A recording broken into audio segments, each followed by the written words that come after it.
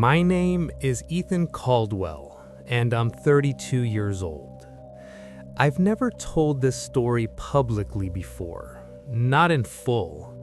I've hinted at pieces of it to friends over beers, or mentioned strange things in passing, the way you do when you want to see if someone will laugh before you commit to saying more.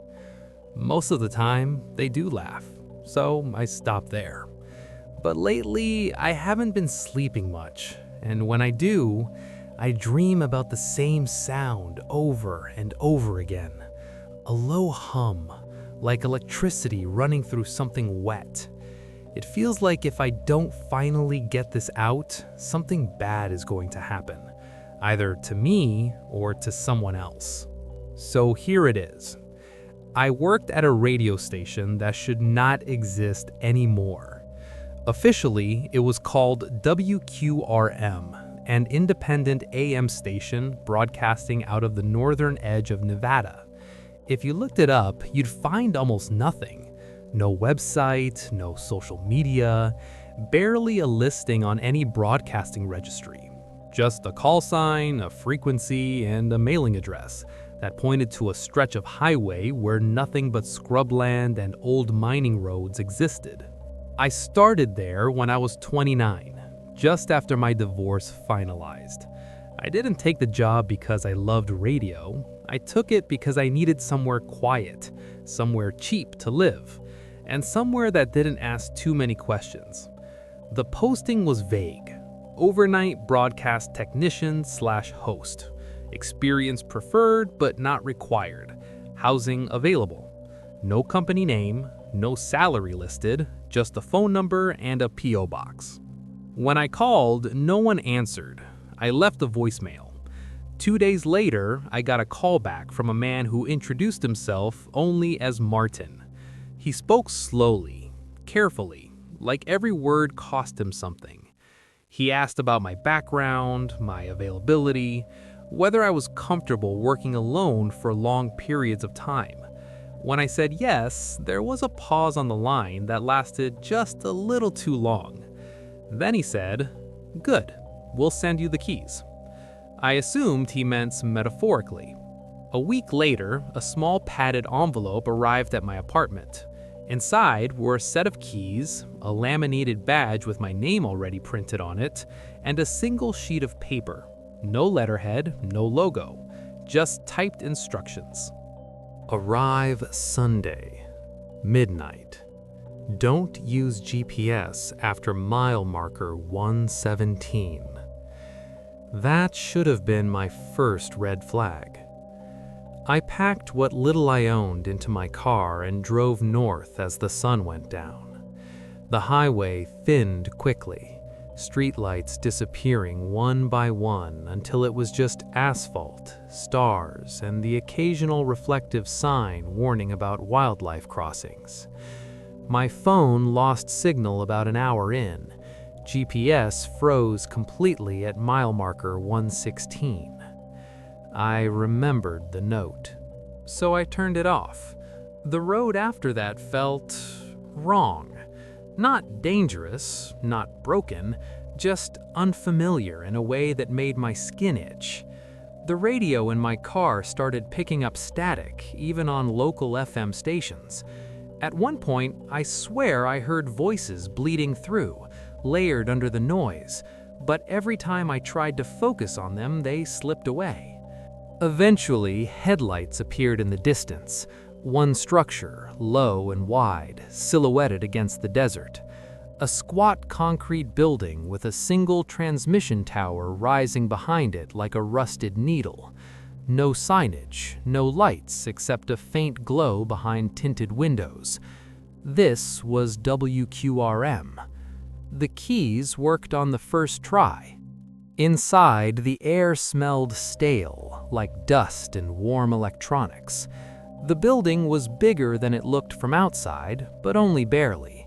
One main control room, 2 recording booths, a narrow hallway lined with filing cabinets and shelves stacked with tapes and vinyl records, most of them unlabeled. There was a small kitchen with an ancient coffee maker and a fridge that hummed louder than it cooled. No one was there to greet me. There was a binder on the main desk with my name on it. Inside were shift schedules, equipment notes, and a simple breakdown of my responsibilities. From midnight to 6 a.m., I was to monitor the broadcast, queue preloaded content, and read emergency bulletins if necessary. No live callers, no deviations, no improvising. At exactly 1:30 a.m., I was to open the microphone and read whatever was on the page marked for that date. That part unsettled me more than it should have. The scripts weren't advertisements or station IDs, they were messages, short monologues. Some sounded like public service announcements, others like philosophical ramblings, all written in the same careful, precise tone. None of them were signed. I assumed it was some kind of experimental format. AM stations did weird things sometimes. At 1:29 a.m., my hands were already sweating. When the clock flipped over, I pressed the button and read. My voice sounded too loud in the empty room. The words felt strange in my mouth, like they didn't belong to me. I can't remember exactly what the message said now, only that it referenced those who are listening and thanked them for their patience. When I finished, the console clicked softly and the next track began playing as if nothing had happened. The rest of the night passed quietly. Too quietly. Over the next few weeks, I settled into the routine. I slept during the day in the small on-site apartment they provided, a converted office space with blackout curtains and furniture that looked like it hadn't been replaced since the 80s. At night, I ran the station alone. I never saw Martin again. In fact, I never saw anyone. Supplies appeared in the fridge, maintenance issues resolved themselves overnight, paychecks were deposited on time, always from different accounts. The messages I read on air grew longer, more specific. Sometimes they referenced places I recognized, towns I'd driven through, roads I remembered. Once, I swear one mentioned my childhood neighborhood, though I told myself it was coincidence. Then, about 2 months in, I noticed something strange in the logs. Every night at 3:17 a.m., there was a blank entry. No audio source listed, no track number, just an empty line. At first, nothing happened. Then one night, while a song played, I heard something underneath it. A low vibration, barely audible. The meters flickered, reacting to a signal that wasn't supposed to be there. I leaned closer to the board. The vibration resolved into a sound. Breathing. Slow. Deep. Not coming through the microphone, but through the station itself. Through the walls. Through the wires. At exactly 3:17 a.m., the lights dimmed slightly, and every monitor in the room flickered in unison. Then a voice spoke, not through the speakers, inside my head. And it said my name. I didn't move when it said my name. I don't mean I froze in fear, though there was plenty of that. I mean my body simply didn't respond. Like the signal had gone straight past my ears and plugged itself into something deeper. The sound wasn't loud. It didn't echo. It was intimate, like someone leaning close enough that you can feel their breath without actually feeling air. Ethan. Just once. The meters dropped back to normal immediately afterward. The light steadied. The breathing sound faded until it was indistinguishable from the hum of the building itself. The song playing on air never skipped. If anyone had been listening, they would have heard nothing unusual. I sat there for a full minute, staring at my reflection in the darkened glass of the recording booth, waiting for something else to happen. Nothing did. I told myself it was exhaustion. I'd been working nights for weeks. My sleep schedule was wrecked. Isolation does strange things to your perception. I'd read about it. People hearing voices, attributing meaning where there is none. The brain hates silence. It fills gaps. That explanation worked for about 3 days, because at 3:17 a.m. the next night, it happened again. This time, the voice didn't say my name. It said, "You're early." I hadn't been. I checked the clock. Same time, same blank log entry, same dip in the lights, same pressure in my head, like my ears needed to pop but never did. I stood up that time, heart pounding, and scanned the room for any sign of another person. Doors locked, hallway empty, no movement behind the glass. "Hello?" I said, out loud, which in hindsight was a terrible idea. There was no response, but the feeling lingered, like being watched, not from any particular direction, but from everywhere at once. I didn't report it. I didn't call Martin. I didn't even write it down. Part of me was afraid that acknowledging it would make it more real. Another part, one I didn't want to admit existed, was curious. The messages I read on air began to change after that. They started addressing someone directly, not by name, by description. "To the one who keeps the signal steady," one read. "To the one who remains when others turn away," another said. I laughed nervously when I read them, forcing a casual tone like I was hosting some late-night philosophy show, but my hands shook every time I turned the page. A week later, I finally explored the parts of the building I'd been avoiding. There was a locked door at the end of the hallway I'd never opened. It didn't appear on any floor plan, no label, just a metal door with an old keypad beside it. Out of habit more than logic, I tried the station's front door code. The keypad beeped green. The room beyond was smaller than I expected, circular, with concrete walls that curved inward slightly, like the inside of a silo. The air was damp, cool in a way that felt unnatural in the desert. Cables ran along the floor and disappeared into a large metal conduit in the center of the room. In the middle of it all was a microphone. Not mounted, not connected to any visible console, just standing upright on a heavy base, cable trailing down into the conduit like a root. There were words carved into the concrete around it. Dozens of them. Names, dates. Some scratched deep, others barely visible, layered over one another like they'd been added over decades. I recognized one of the names. It was mine. Carved shallowly, freshly enough that dust hadn't yet settled into the grooves. I stumbled back, heart racing, and almost missed a notebook lying near the wall. It was old, leather-bound, pages yellowed and warped from moisture. I didn't want to touch it. I touched it anyway. The entries were handwritten, different styles, different inks.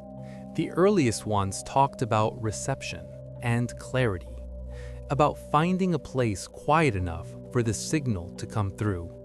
Later entries mentioned voices and responses, gratitude, purpose.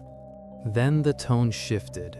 Entries became frantic, short, messy. It knows us now. We didn't mean to open it this wide. It remembers voices. The last entry wasn't dated. It doesn't need them anymore. Just one is enough. I left the room and locked the door behind me, hands shaking so badly I dropped the keys twice. I didn't sleep the next day. I sat in my apartment, lights on, listening to the faint hum of the station through the walls. At 3:17 a.m. that night, the voice didn't wait for the blank log entry. It cut into the broadcast without warning. Every monitor flashed white, then black. The song died mid-note. My headphones filled with static so loud I ripped them off, but the sound stayed. It was inside me again. "You hear us clearly now," it said. Us. I fell to my knees, palms pressed against the floor as the pressure in my head intensified. Images flickered behind my eyes, faces I didn't recognize, mouths open in silent speech, towers like this one rising from empty places all over the map. "We kept calling," the voice continued. "You answered." "I didn't mean to," I whispered, though I wasn't sure my mouth moved. No one ever does. When it stopped, I was alone again. The equipment rebooted itself. The song resumed, picking up exactly where it had left off. I stayed on the floor until dawn. The next morning, I found a new page in the binder. It wasn't dated. It just said, "Tonight, you speak back." I stared at that page for a long time. The words didn't feel threatening. That was the worst part. They felt inevitable, like a reminder written by someone who knew I'd already agreed, even if I hadn't realized it yet. I tried to leave that day. I packed my car while the sun was still up, moving fast, hands clumsy, like if I hesitated too long, something would notice. I didn't even bother locking the apartment behind me. I just wanted distance, miles of it. The moment my tires hit the highway, I felt lighter, like I could finally breathe again. That lasted until mile marker 117. My engine sputtered once, then died completely. No warning lights, no grinding, just silence. I tried the ignition again and again until the battery clicked uselessly. My phone had no signal. The sky above me was cloudless, the road empty in both directions, stretching flat and endless. Behind me, in the distance, the station's transmission tower blinked once. I screamed. I'm not ashamed to admit that. I screamed until my throat hurt, until my voice cracked and vanished into the desert without echo or response. When I finally slumped back into the driver's seat, shaking, the radio turned on by itself, static at first. Then a familiar hum. "You don't leave before your shift," the voice said gently, almost kindly. The engine started. I drove back. That night, I didn't resist. I sat at the console, hands folded, eyes fixed on the clock as it crept toward 3:17 a.m. Every part of me was screaming to run, to smash the equipment, to do something, anything. But I didn't. I think some part of me already understood that it wouldn't matter. When the moment came, the blank log entry filled itself in. A single word appeared on the screen. Transmit. The microphone in the hidden room activated. I could feel it, like a pressure change in the air. The hum deepened, vibrating through the walls, through my bones. I stood and walked down the hallway, not because I decided to, but because that was where my feet took me. The door was unlocked. The circular room felt alive now. The concrete walls were warm to the touch, faintly damp. The carved names seemed deeper, darker, as if they'd been etched from the inside out. I found myself standing in front of the microphone, staring at it like it was staring back. "Speak," the voice said. Not in my head this time, but from everywhere. My mouth opened. I don't remember everything I said. I remember fragments, apologies that weren't mine, gratitude for being heard, promises I didn't understand but somehow meant. My voice layered over itself, harmonizing in ways that shouldn't be possible, like a chorus speaking through one throat. The station lit up. Every meter slammed into the red, every frequency spiked at once. Somewhere far beyond the desert, radios turned on in empty rooms, truck cabs, hospital waiting areas, old kitchens where no one had stood in years. People heard the sound and felt something stir, something familiar and patient and very, very old. I saw what it was then. Not a creature, not a god, a presence, a vast, listening thing stretched thin across distances we weren't meant to perceive. It didn't move toward us. It didn't need to. We'd built towers, stations, networks. We'd filled the world with wires and signals and open mouths. All it ever wanted was someone to answer. When it was over, I collapsed. I woke up in my bed as if nothing had happened. The station was quiet again, the hum reduced to its usual background whisper. The binder was gone. The hidden room's door was sealed shut, concrete smooth and unmarked like it had never existed. My paycheck hit my account that morning. I quit 3 days later. No one tried to stop me. I live in a city now. I work a normal job. I don't own a radio. I sleep with white noise because silence makes my skin crawl. Sometimes, late at night, I swear I can still hear that hum underneath everything else. Traffic, air conditioners, the distant buzz of power lines.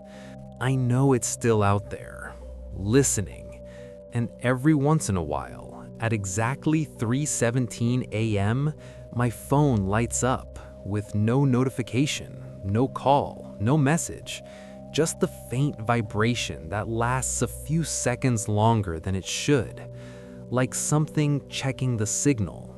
My name is Ethan Caldwell. I'm 32 years old, and if you're hearing this story right now, really hearing it, then it means the connection still works. I'm sorry.